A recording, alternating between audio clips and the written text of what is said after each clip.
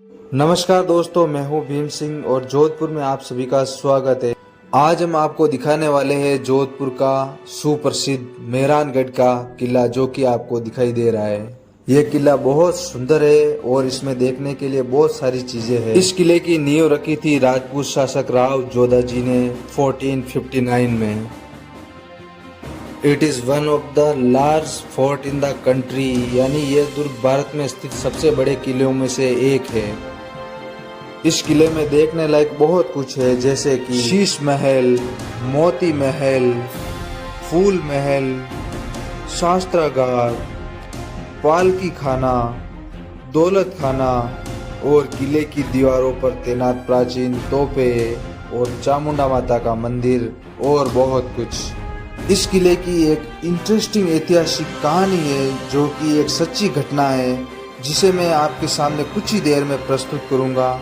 उसी घटना की वजह से मेहरानगढ़ किले को श्रापित किले के नाम से जाना जाता है। शुरू करते हैं शुरू से और चलते हैं दुर्ग की ओर।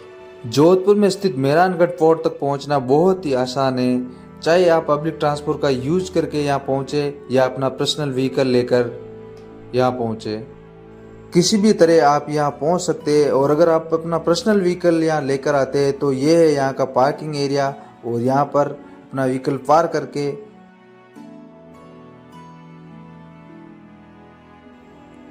पार करके हम बढ़ते हैं मेहरानगढ़ फोर्ट की तरफ, जहाँ हमें सबसे पहले नजर आता है चेकिंग पॉइंट, जहाँ हमारे बैग में रखे सामान की चेकिंग होती है। दोस्तों, मेहरानगढ़ किले का टिकट चार्ज 200 रुपये प्रति व्यक्ति, यानी 200 rupees per person ticket charge है। लेकिन मैं यहाँ आपको एक स्पेशल चीज़ बताना चाहूँगा कि आप किसी भी तरह का सेल्फी स्टिक, गिम्बल या ट्राइपॉड अंदर नहीं लेके जा सकते, क्योंकि यहाँ पर काफ़ी सख्त चेकिंग के बाद हमें अंदर जाने दिया जाता है। चेकिंग पॉइंट से जब हम आगे की तरफ बढ़ते हैं तो यहाँ पर सर्वप्रथम श्री गजानन जी महाराज का मंदिर है, और यहाँ से अब ये है मेहरानगढ़ किले का मुख्य द्वार, जिसके अंदर से अब हम एंट्री करने जा रहे हैं किले के अंदर। तो चलिए चलते हैं अंदर की ओर। तो अब हम एंट्री करते जा रहे हैं मेहरानगढ़ फोर्ट में किले के मुख्य द्वार से, जिसका नाम है जे फॉल। किले के अंदर प्रवेश करते ही हमें लेना होता है टिकट। तो अब हमने अपना टिकट ले लिया है और अब हम बढ़ते जा रहे हैं मेहरानगढ़ फोर्ट में अंदर की ओर। और अब हम आपको दिखाते हैं ऐतिहासिक दुर्ग मेहरानगढ़ फोर्ट। जिस द्वार की ओर हम आगे बढ़ते जा रहे हैं उसी का नाम है डेढ़ कांगड़ा फॉल, और इसे लखन फॉल के नाम से भी जाना जाता है। और ये पुराने समय में किले का मुख्य द्वार हुआ करता था, और इसी के पास में ही टूटा हुआ है लखन फॉल। अब हम यहाँ से आगे बढ़ते जा रहे हैं मेहरानगढ़ के तीसरे मुख्य द्वार की ओर। तीसरे द्वार से हम प्रवेश करते ही हमें मेहरानगढ़ का एक मेस्मराइजिंग सीन नजर आएगा। तो चलिए इसी खूबसूरत दृश्य के साथ वो सच्ची घटना की कहानी सुनाते हैं। इंसिडेंट की शुरुआत तब होती है जब राव जोधा किले के निर्माण के लिए एक स्थान का निरीक्षण करने पहुंचते हैं। तब वो वहां पर देखते हैं एक बकरी को शेर से लड़ते हुए। ऐसा देखकर वो बहुत प्रभावित होते हैं और फैसला लेते हैं कि वो किले का निर्माण इसी स्थान पर करवाएंगे। जिस पहाड़ी पर दुर्ग का निर्माण किया जाना था, उस पहाड़ी का नाम था चिड़ियानाथ की टोंक, और यहाँ पर कुछ जल स्रोत भी थे, और यहाँ पर एक योगी रहा करते थे जिनका नाम था चिड़ियानाथ। जब योगी को बताया गया कि राजा इस स्थान पर दुर्ग का निर्माण करना चाहते हैं, तो आपको अपनी इस कुटिया को यहाँ से हटाना होगा, तो योगी नहीं माने। लेकिन राव जोधा को इससे उपयुक्त जगह और कहीं नज़र नहीं आ रही थी, तो उन्होंने यहाँ पर किले का निर्माण शुरू कर दिया। फिर योगी चिड़ियानाथ ने गुस्से में आकर अपनी कुटिया को उजाड़ दी और जाते जाते राव जोधा को श्राप दिया कि जिस पानी के लिए तुमने मेरी साधना भंग की है, वही पानी अब तुम्हें नसीब में नहीं होगा और ये पानी सूख जाएगा। तो योगी के श्राप से कुछ ऐसा ही हुआ कि जोधपुर में पानी की कमी होने लगी। राजा ने इस सिचुएशन को देखते हुए योगी से माफ़ी मांगी और तभी योगी ने एक उपाय बताया। उन्होंने कहा कि इस श्राप को खत्म करने के लिए राज्य के किसी एक व्यक्ति को अपनी स्व इच्छा से किले के नीचे जिंदा दफन होकर अपने प्राणों की बलि देनी होगी। जब राजा किसी को ढूंढने में विफल रहे तो राजा राम नामक एक व्यक्ति अपनी प्राणों की आहुति देने के लिए आगे आए। तब राजा राम को एक शुभ दिन, शुभ जगह, शुभ स्थान पर किले के नीचे जिंदा दफन किया गया ताकि मेहरानगढ़ किले की नींव रखी जा सके। तो ये है वो सच्ची घटना की कहानी जिस वजह से मेहरानगढ़ किले को एक श्रापित किले के नाम से जाना जाता है। तो अब हम इस कहानी को सुनाते हुए पहुंच चुके हैं मेहरानगढ़ के चौथे मुख्य दरवाजे की ओर, जहां पर यहाँ के लोकल आर्टिस्ट राजस्थानी ट्रेडिशनल अंदाज में हमारा स्वागत करते हैं। तो अब हम यहाँ से प्रवेश करते हैं मेहरानगढ़ के चौथे मुख्य द्वार की ओर, जिसका नाम है लोहा पोल। लोहा पोल पर आपको कई सारे हाथों के निशान या हाथों के छाप दिखाई देंगे। ये उन रानियों की निशानी है जो कि सती हुई थी। और लोहा पोल को पार करते ही शुरुआत होती है राजमहल। यहीं से जाता है राजमहल में प्रवेश करने का प्रमुख रास्ता, और जिस द्वार का नाम है सूरज पोल, जिसके अंदर अब हमने प्रवेश कर लिया है। प्रवेश करते ही हमें कई सारी सीढ़ियाँ पार करनी होती है और हम पहुंच जाते हैं राजमहल में। यह जो स्थान आप देख रहे हैं वो स्थान है जहां पर राजा का राज तिलक किया जाता है। और मेहरानगढ़ की एक खास बात है यहाँ की बारीक कारीगरी, जिसको बहुत ही खूबसूरत तरीके से डिज़ाइन किया गया है और पत्थरों को तराशा गया है। चलिए तो अब हम प्रवेश करते हैं हाथी होदा खाने में। होदा मतलब वो राइडिंग सीट जो कि एलिफेंट की बैक पर रखी जाती थी, यानी कि हाथी की पीठ पर रखी जाती थी, जिसमें राजा व महावत बैठा करते थे। और आपको यहाँ पर कई सारे हाथी के होदे बने हुए दिखाई देंगे, जिनमें से कुछ सोने के, कुछ चांदी के बने हुए हैं और कुछ में तो इतनी महीन कारीगरी की डिजाइन की गई है जो कि देखने लायक है। चलिए आगे बढ़ते हैं और देखते हैं पालकी खाना। यहाँ पर विभिन्न प्रकार की पालकियाँ रखी हुई है जो कि रॉयल फैमिली द्वारा उपयोग में ली जाती थी।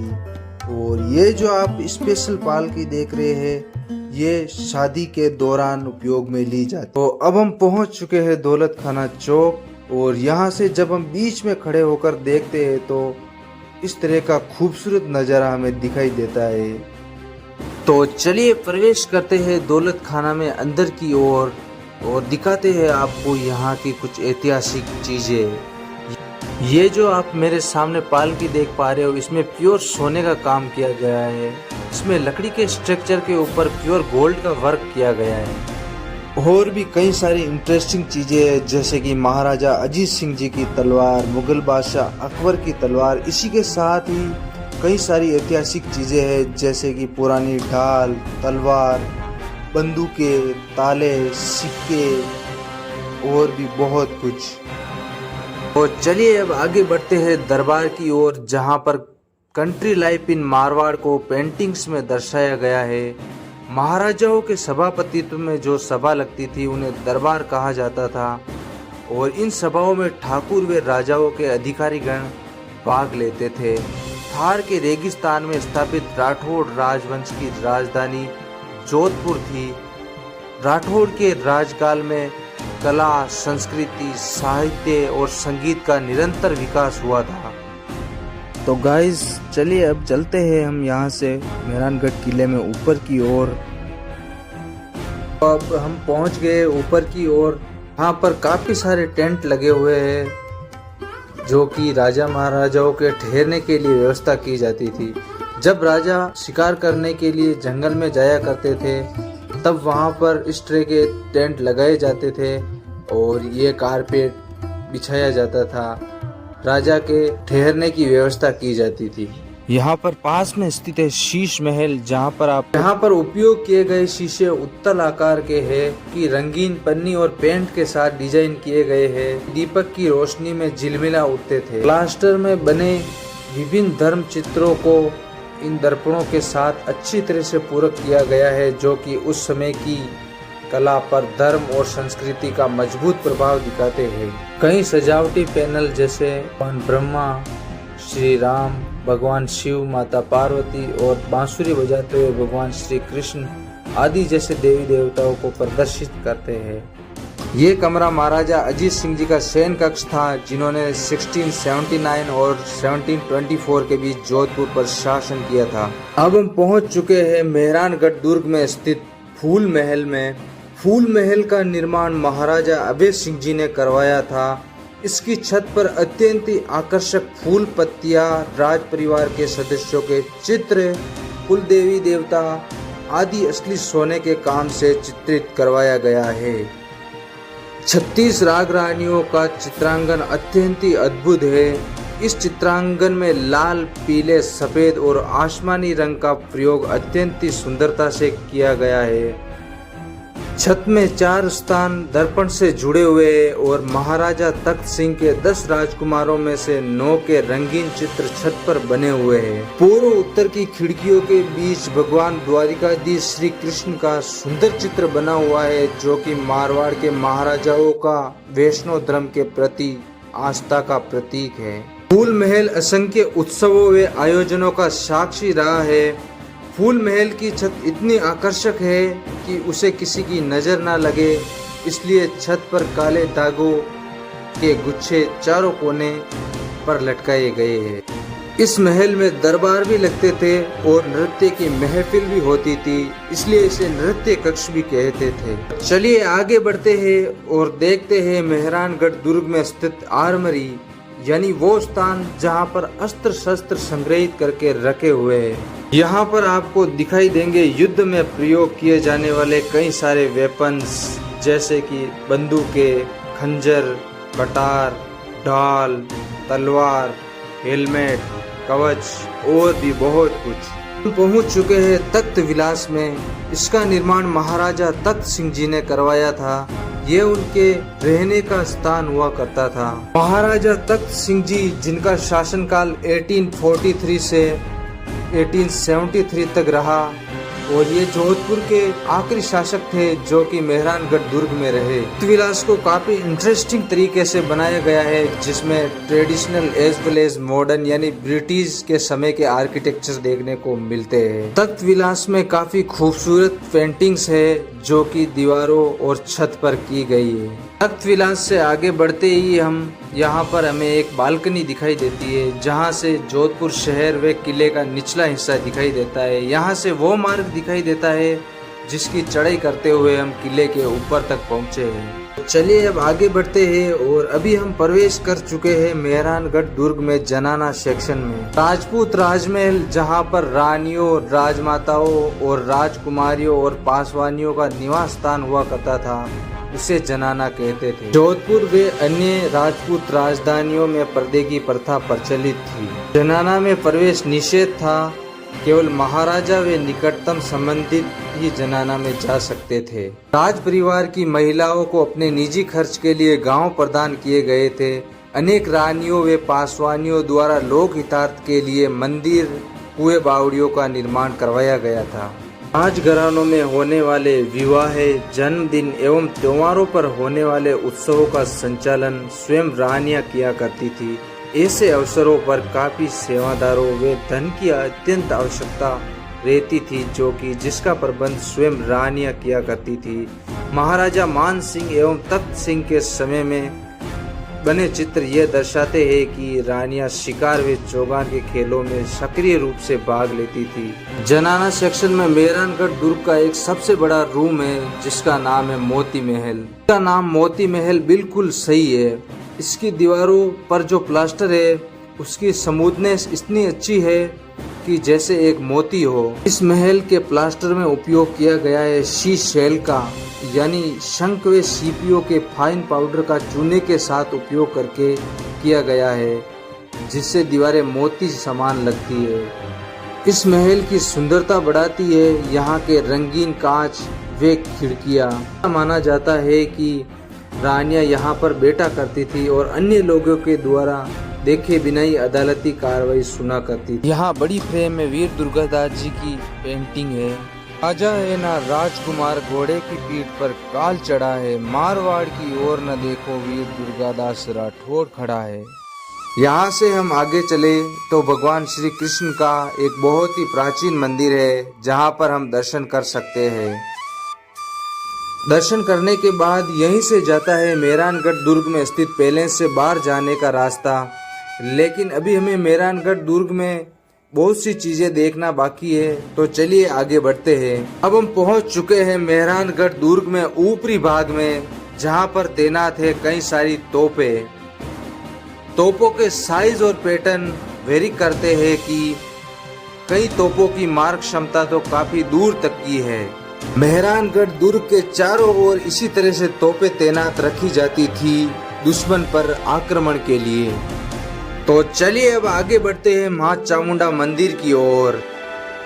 मां चामुंडा जोधपुर के राजघरानों की इष्ट देवी है और मां चामुंडा के इस मंदिर की स्थापना 1459 में राव जोधा जी ने की थी। पहले मां चामुंडा की प्रतिमा जोधपुर की प्राचीन राजधानी मंडोर में थी। जब मेहरानगढ़ फोर्ट का निर्माण करवाया गया तब मां चामुंडा की प्रतिमा लाकर दुर्ग में स्थापित करवाई गई थी।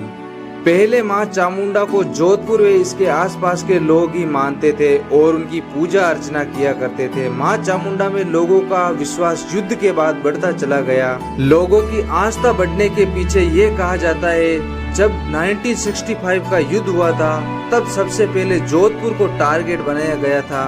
तब मां चामुंडा ने चील के रूप में प्रकट होकर जोधपुर वासियों की जान बचाई थी और जोधपुर को किसी भी तरह का नुकसान नहीं होने दिया। तब से मां चामुंडा के प्रति जोधपुर वासियों में अटूट विश्वास है। जब मां चामुंडा मंदिर से हम नीचे की ओर देखते हैं तो हमें जोधपुर शहर का एक अद्भुत नजारा दिखाई देता है। Jodhpur is the blue city.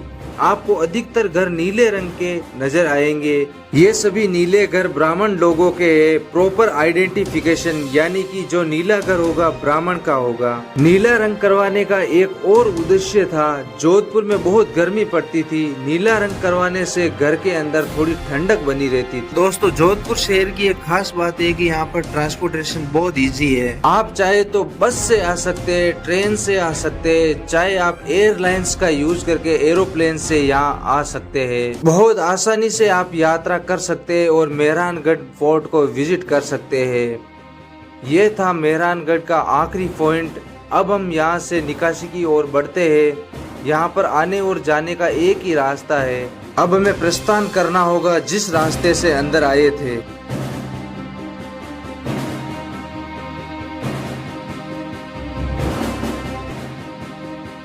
तो दोस्तों, ये था जोधपुर का सुप्रसिद्ध किला। हमें काफ़ी अच्छा लगा और आपको अच्छा लगे तो कमेंट करके ज़रूर बताइएगा। वीडियो अच्छी लगे तो वीडियो को लाइक कीजिए, नए हैं हमारे चैनल पर तो चैनल को सब्सक्राइब कीजिए।